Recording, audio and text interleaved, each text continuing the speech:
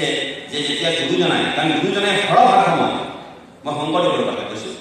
গুৰুজনাই সৰহভাগ সময় ক'ত কটাইছে? কোচবিহাৰৰ ৰাজধানীত কটাইছে, আমি সকলোৱে জানো। আৰু সেই সময়ত তেখেতক যদি সেই সময়ত যদি দেৱান চিলাৰাই বা তেখেতক যদি নৰনাৰায়ণৰ কথা মই নকওঁ, দেৱান চিলাৰাই যদি তেখেতক আশ্ৰয় নিদিলেহেঁতেন, এইবিলাক গৌৰী ইতিহাস মই ক'ব খোজা নাই। কিন্তু মই এটা কথা ক'ব খুজিছোঁ, আজি শংকৰদেৱক লৈ পেলাই মানুহে বহুত গৌৰৱ কৰে, বহুত ধৰণৰ অধিৱেশন হয়, লাখ লাখ টকীয়া হাজাৰ হাজাৰ লাখ লাখ মানুহ সমবেত হয়। কিন্তু তাত কিন্তু মই এটা কথা সদায় দাবী কৰোঁ যে সেই যিবোৰ অনুষ্ঠান হয় শংকৰদেৱৰ অনুষ্ঠান, এই অনুষ্ঠানবিলাকত কিন্তু বীৰ মহাবীৰ চিলাৰায়ৰ এখন পুৰণ মূল গ্ৰন্থ কিন্তু বীৰ চিলাৰায়ত থাকিলে মই ভাবোঁ যে এই মই সেইকাৰণে আজি আপোনালোকৰ আগত মই এইটো কথাই ক'বলৈ ওলাইছোঁ যে আমি যিহেতু এতিয়া বিভিন্ন দিশত কোচ ৰাজনৈতিক ভাষা সাহিত্য সংস্কৃতিৰ ক্ষেত্ৰত যিহেতু এতিয়া গৱেষণা হৈছে, আৰু গৱেষণাৰ আমি প্ৰতিপাদ্য বিষয়বিলাকো আমি এতিয়া উলিয়াই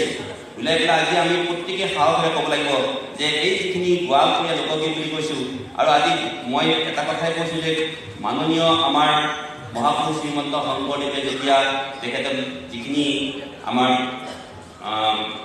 ভাওনা যিখিনি আমাক আগত দাঙি ধৰিলে, আপোনালোকে চাব যে সেই ভাওনাৰ মূল উৎস হৈছে কিষাণ গান আৰু ভাৰী গান কিষাণ গানৰ এই এটা বনাৰ্থ ৰূপনাট্য অনুষ্ঠান নাথাকিলে, নিজৰ চকুৰ সন্মুখত দেখিলে, তেতিয়া গুৰুজনাই ভাওনা, এই যে আমাৰ মহাভাৰতীয় বা ভাৰতবৰ্ষৰ বিভিন্ন উপাদান লৈ পেলাই তেখেতে যিটো ভাওনা সংস্কৃতিৰ উপাদান লৈ পেলাই তেখেতে যিটো ভাওনা তৈয়াৰ কৰিলে, সেই তৈয়াৰৰ মূল উপাদানটো মূল গাঁথনি কি আপোনালোকে চাব, কিষাণ গান। গতিকে এই কথাবিলাক যদি আমি অস্বীকাৰ কৰোঁ, তেতিয়াহ'লে আমি নিজৰ জাতিটোক, নিজৰ সংস্কৃতিক বিশালটো আমি ভাল কৰিব খুজিছে, এতিয়া বিশাল ব্ৰহ্মপুত্ৰ সৃষ্টি কৰিব খুজিছোঁ, তাত কিন্তু বহুত কেনা লাগিব। মই সেয়েহে আজি ইয়াত উপস্থিত থকা যিসকল আমাৰ বিশিষ্ট ব্যক্তি আছে, সেইসকল ব্যক্তিক মই অনুৰোধ কৰিছোঁ যে এটা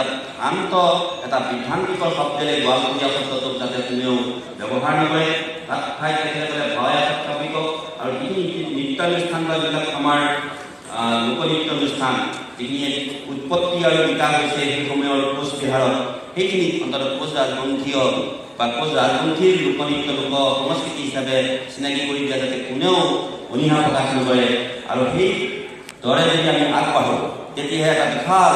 আমাৰ যি সমন্বিত এটা অসমীয়া জাতি গঠন প্ৰক্ৰিয়াৰ যিটো নেকি বিশাল দিশ, তেতিয়া আমি কৃতকাৰ্যতা লাভ কৰিব পাৰিম। আজি বিচুৱা আপোনাক ইয়ালৈ আহিছে, বিচুৱা সম্পৰ্কে আপোনালোকে জানক, তাৰ কাৰণে আমাৰ উদ্যোক্তাসকলে বিশেষ অৱস্থা গ্ৰহণ কৰিছে। ইয়াত এখন আলোচনীও এখন উলিয়াইছে স্মৃতিগ্ৰন্থ, আৰু যদি কিবা জানিব খোজে বিচুৱা সম্পৰ্কে নিশ্চয় আমাৰ উদ্যোক্তাসকল আছে, সকলোৱে আমি জনাবৰ কাৰণে আগ্ৰহী। কিন্তু বিজ্ঞানসন্মতভাৱেহে যাতে আমি কথাবিলাক কওঁ, আৰু আমি যাতে এটা উত্তৰকে কিছুমান কথা এতিয়া ক'বৰ সময় নাই। মই ভাবোঁ আজি এই বিচুৱা উৎসৱৰ এই আৰম্ভণি আমাৰ সাংস্কৃতিক আমাৰ এই বিশেষ বস্তুৱে ইয়াক আৰম্ভ কৰাৰ মূল বিষয়টোৱে হৈছে এইবিলাক, আৰু অন্যান্য যিবিলাক আৰ্থ সামাজিক দিশ আছে এইবিলাক কথা মই ক'ব খোজা নাই। আৰু বিভিন্নজনে ক'ব, এইটো কথাও খাটাং যে যিটো জাতিক জনজাতি বুলি স্বীকৃতি দি পেলাই ভাৰত চৰকাৰে আকৌ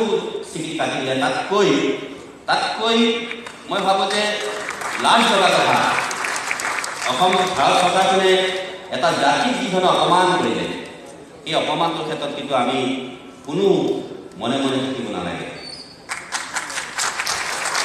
যি উচ্চ সদনে যিহেতু আমাক সকলোকে কোচ ৰাজবংশীসকল জনজাতি বুলি স্বীকাৰ কৰি পেলাই সেইমতে কামো আৰম্ভ হৈ গ'ল, তাৰপিছত আকৌ সেই জনগোষ্ঠীটো তাৰ পৰা নামটো কৰ্তন কৰি পেলাই তেখেতসকলে আকৌ সাধাৰণ পিছপৰা জাতিক থৈ দিলে। ইয়াতকৈ লজ্জাজনক কথা কিন্তু ভাৰতবৰ্ষত আৰু ক'তো নাই। মই ভাবোঁ যে এইবিলাক ক্ষেত্ৰতো আমাৰ ৰাজনৈতিক যিসকল নেতা বা অন্যান্য সামাজিক বিষয় যিবিলাক নেতা, সেইবিলাকে কিন্তু বিনা চৰ্তে বিনা প্ৰতিবাদে এই যিটো জনজাতিকৰণ প্ৰক্ৰিয়াটোৰ ক্ষেত্ৰত কিন্তু ৰাজনৈতিক ক্ষেত্ৰত কিন্তু কেতিয়াও কোনো ধৰণৰ বাধা, কোনো ধৰণৰ তেখেতসকলে অভিযোগ কৰিব নালাগে। মই এইখিনি আজি কোৱা এই উৎসৱ এই ধৰণে পতাৰ কাৰণে মই উদ্যোক্তাসকলক লাভ কৰিছোঁ। আজি সাংস্কৃতিক মন্ত্ৰী মহোদয় আছে, আমাৰ বৰুৱা বাইদেউ আছে, আৰু সাংস্কৃতিক পৰিষদৰ আৰু কেইবাগৰাকী ব্যক্তি আছে। মই এটা অনুৰোধ কৰিম যে যদি তেখেতসকলে বিচাৰে এই আমাৰ উদ্যোক্তাসকলে প্ৰতি বছৰে বিচুৱা যাতে সকলো জনগোষ্ঠীক লৈ পেলাই বিচুৱা যাতে গুৱাহাটী মহানগৰী মুকলি ঠাইত আমি পতাৰ কাৰণে যদি